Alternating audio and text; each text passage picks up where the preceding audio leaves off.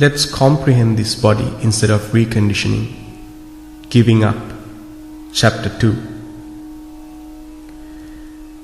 If you were to travel around the country, what you could see all around is attractive, elegant organizations or businesses. In the past, other than a barber shop, we did not find such things. Such businesses which add color to the forms and figures, radio stations, television stations with attractive programs to color and make your body attractive, to make things glitter. So many are the programs. Those fashionable men and women directors with such pride and conceit treat their bodies with milk, yogurt, cucumber, carrots, egg yolk, creams, gel and dyes, etc. Take great effort to defeat this body which has inherited birth, decay, sickness and death. To beautify this bodily corpse, to stop the wrinkles, to make it radiant, remove hairs which exist, darken the grey hairs, color the black hairs. Look at these wonderful miraculous actions. Having so beautified the body, polished it with designed fashion, designed bangles, chains and rings, when the body beautifying is accomplished, how beautiful this body turns out to be. These meritorious fashionable ladies and gentlemen live in the present in glory without any barriers to their age. Having reconditioned their bodies, having spent their useful time and lived with pride and conceit, do you know with what degree of fear they live? Fear that thus artificially arranged fake nature of their body, the shape, the color, will be disowned or will fade away. What suffering and effort they undergo to stop this loss or fading. Isn't it this tireless effort that continuously makes the huge growth in the field of attractive programs in those television stations, fashionable castles of clothing and ornaments? The reason for this rise is the worldling has the fear of diminishing and loss of such forms, their shape, color, luster, rhythm and charm. Irrespective of age differences, the world has fallen to that sickness. They are searching for that which is not to be found. Anything is impermanent in its nature. Hence, what belongs to them is only suffering. Fashion houses, attractive programs, curd, cucumber, carrot, egg yolk are all formulas and memorial monuments of suffering and ignorance.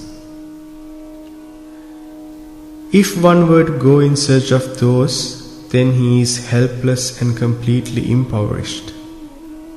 To get out of suffering, he goes after the Mara who creates suffering. To be released from birth, decay, sickness and death, he goes in search of birth, decay, sickness and death. Those who talk only about the enjoyment of form, rupa, those voices of ignorance only drive you from suffering to more suffering, not to extinguish suffering, not for satisfaction. If there is interest in you for release from suffering, for ultimate satisfaction, then you must not listen to the voice of ignorance, must not be its slave or its prey. You must have met many wise men and women who march the path of Dhamma. They are those who have not fashioned this body artificially or not distorted its nature. Clad in white, well restrained and pleasant, they live among the society with a calm nature. When you see them, one may imagine that it must be so in the heavenly worlds amongst the gods and goddesses. They are that pleasant and attractive. Their beauty and attraction is the meditation on the virtues of the Buddha, metta meditation, path of dana and sila. Form means death, form means disease, and form means birth. Fashioning, beautifying or designing such a thing is just the same as fashioning, beautifying or designing death, birth and disease. See how inefficient or unclever we are? In fact, there is nothing to be surprised. When the grandmother dies, having lived 80 years or so, her coffin is placed in the middle of the hall and lit with multicolored bulbs, thus showing the greyed hair, wrinkled skin and swollen face very clearly. Even though they would say the grandmother's face is beautiful and the face has a smile. See how we praise the birth, decay, disease and death? Coloring the greying hair on the head, creaming the wrinkling skin, shadowing the eyes, painting the nails is like attending to death and disease. You must reflect thus. A bride who has to step onto the bridal podium before noon, when the beautician decorates her, it means he begins to conceal, cover and suppress her birth, decay, disease and death from the early hours of the morning. Not only that, she is given advice 1 month prior to the wedding how to cool her body, to beautify, to be pleasant and to be radiant. What is this effort? Not to show the reality of birth, decay, disease and death. However, she is not shown how to develop loving kindness, metta, to keep her mind at ease. See the work of Mara. Along with the evil effects of the form while relishing the enjoyment, even metta is not taught. In the midst of the guests approaching the midday, being tired, fatigued, without rest, the bride's sweat and tears now pour down, and dissolving the powder, thus show the signs of birth, decay, disease and death. Once again the beauticians begin their work to conceal all with further creams and powders. However, back at home, the bride and the groom see each other and show each one signs of reality. All that beauty is not as beautiful in reality. And does the bride or the groom grieve about that? Not so. The birth, decay, disease and death which are now home is taken as mine. She takes him as mine and he takes her as mine. They come to an agreement. Even if we are to eat salt and rice, we will live so. It means we will take this suffering as happiness. My birth, decay, disease and death you accept. Your birth, decay, disease and death, let it be mine. Let alone the suffering which belongs to one, even the other suffering is taken as mine. In the name of marriage, what happens is, going towards happiness, you have moved to own a mass heap of suffering. In effect, you have not really brought a bride home, but suffering and what belongs to suffering. What is the cause for this stream of suffering? By taking the form as mine. What then is the form? Form is the body of a venerable monk or a man or a woman. Based on what does this body survive? On food, water and medicine, etc. And so it must be. What is it made of or based on? On what does it exist?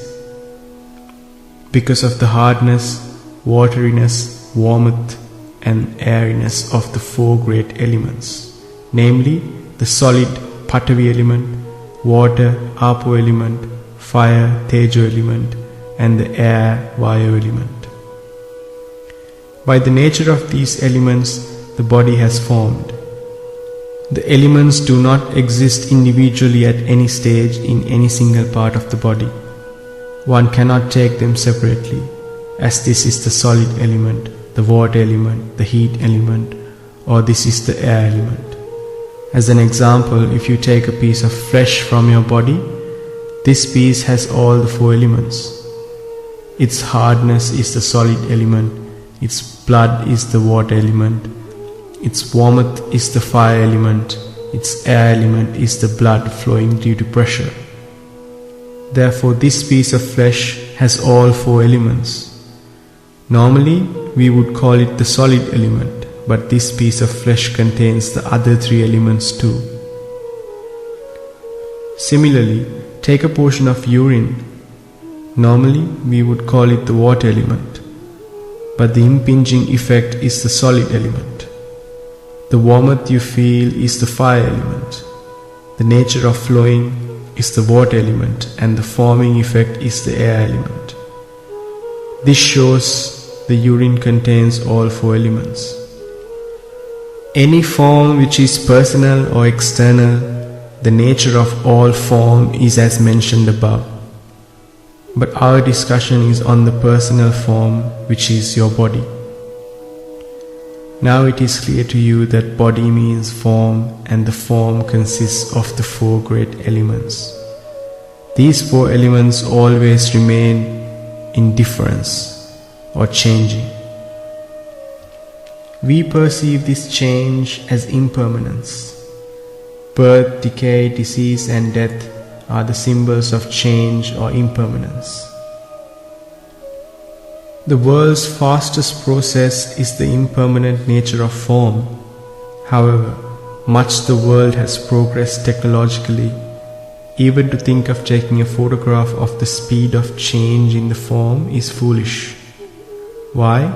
Because the velocity of change in the form is such that it cannot be perceived by this fleshly eye. Only through the eye of wisdom, panya, can one perceive this. If one sees the velocity of change through the eye of wisdom, then he sees that his own body changing at the same speed. Through comprehension, he gets disgusted, and then he gets freed from form, rupa. A monk who has comprehended impermanence of the body, form, through the eye of wisdom, in a moment's reflection of impermanence could make a huge rock to a microscopic nature and view it as air element which floats in the air. He could view this rock as a smoke floating away due to the velocity of the speed of impermanence. The one who sees this velocity of impermanence without a semblance of doubt will be freed from the desire for form. When the 4 great elements are undergoing change in the above manner, a subtle space element forms among those elements that are interrelated. This space element can only be seen through the eye of wisdom. This fleshly eye cannot see the space element. Normally, the space element is described as the space between the ear holes, nose aperture, or the navel. But this is just a primary understanding of the space element. The real rising and falling of the space element is created when the velocity of the rise and fall of the 4 elements are seen. This space element must be seen through the eye of wisdom. Here is a simple example. Go near a table and place your palm just over the table. Then straighten one finger and make this finger touch the table and lift it. Continuously touch and lift it. Now increase the speed of this movement rapidly, and you will recognize the finger is touching the table, but you don't recognize that it does not touch the table. This is due to the speed of the movement. The space element is similar to that. Due to the velocity of the 4 great elements rising and falling, the fleshly eye cannot conceive the space element. Now the formation of the space element due to the velocity of the 4 elements of solid, water, air and fire will be clear. If so, by taking this body as mine, belonging to me, then having beautified and fashioned it, to whom does this body really belong? Is it to you? No, it belongs to nature. How do we declare that this body belongs to nature? Because it is a part of nature and formed by the four great elements of solid, water, air and fire that form nature. It means that the sun, moon, stars, clouds, mighty earth, trees and bushes, devas, brahmas, animals, all of them are formed by the four great elements. Now do you comprehend that nature is made of the four elements? The real ownership of nature is the impermanence. Nature means transience. Now prove it to yourself that your ownership of your body belongs to nature. Begin to think in this manner. This monk would pass away, and when he passes away, the people who served him would cremate his body. They would burn it. When his body is being burnt, you don't address the burning fire as the monk. You call it the fire element. When this monk's body is sizzling and burning, this fire burns due to the fat in the body. When the fat surfaces to the skin and keeps burning, you don't address the fat as the monk. You call it the water element. We don't address the smoke which rises to the sky from burning pyre as this monk. We call this smoke air element. After the body has burnt, we don't address the ashes and the bones as this monk. We call it the solid element. Then carefully observe that body of the monk carried for long years. To whom did it belong? Finally, where did that body end up? To nature itself, to the nature of the four elements of solid, liquid, air and fire. We then only see the nature of impermanence in the monk, in the fire, in fat, smoke, bones and in ashes. It is only the diversity of the four great elements. Put forth effort and align to see yourself in this manner to one's own life. What belongs to nature, what belongs to impermanence, to fire, to smoke, to ashes, what belongs to fat. Having claimed ownership as mine, as ours, as our husband, wife, father, ownership as our mother, we suffer immensely. So are we, the unfortunate human beings. What surprises more is not that fact, but the fact that having claimed ownership of this body, the multitude of demerit we acquire. We give self-respect to this body, give the first priority, be noticed, give comfort. Through the three doors of thought, speech and action, acquire a vast amount of demerit and fall into the four hells. Isn't it so that we fell into such an unfortunate state because we claimed ownership of something that does not belong to us but belongs to nature and to impermanence?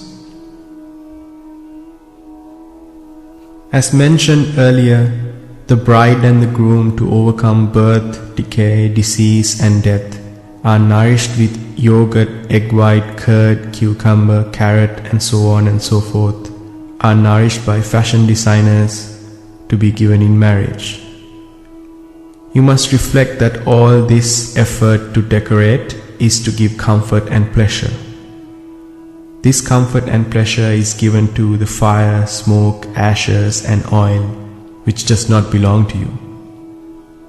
Therefore, you must be wise and clever that, by inclining towards caring for the body and protecting this body, no demerit is caused. Why do you claim ownership to that body which belongs to fire, smoke, ashes and oil, and lead to the state of suffering and the way to hells? Constantly reflect the above nature of things and set forth effort to comprehend and understand. Now you can see, having claimed as mine, you nourish, wash the face, bathe, cleanse, medicate and bestow leadership, ministership, president, high priest, etc. to nothing but that which belongs to fire, smoke, ashes and oil? If so, then what you saw as your eyes, ears, nose, tongue, hairs, nails, teeth, skin and flesh, and then as fire, smoke, ashes and oil, are different states of the elements changing. It's their impermanent nature, and this nature of impermanence does not end here. The fire, smoke, ashes and oil also go through the same nature of new birth, decay, disease and death. Why so? Because they too are forms of the four great elements. Just the same way your body will turn into fire, smoke, ashes and oil, similarly the fire as the fiery nature, smoke as the smoky nature, ashes as the ashy nature, and oil as the oily nature do not remain. Due to the impermanent nature of form, they too change.